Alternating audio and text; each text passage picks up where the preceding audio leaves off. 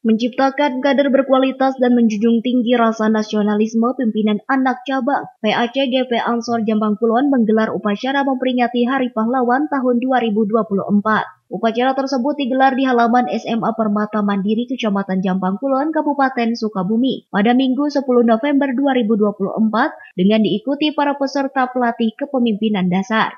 Sebelumnya, PACGP Ansor menggelar pelatihan kepemimpinan dasar dengan para pemuda NU yang ada di Kecamatan Jombang Kulon.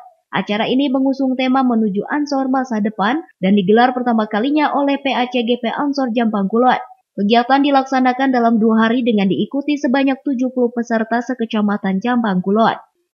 Kalau kegiatan ini tingkat kecamatan,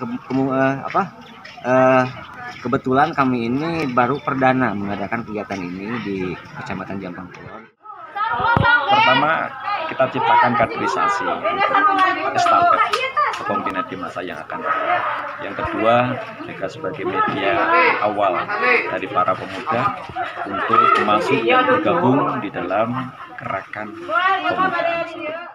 Dari Kecamatan Jombang Kulon, Kabupaten Sukabumi, Indra Sopian, Tim Liputan MGS TV melaporkan.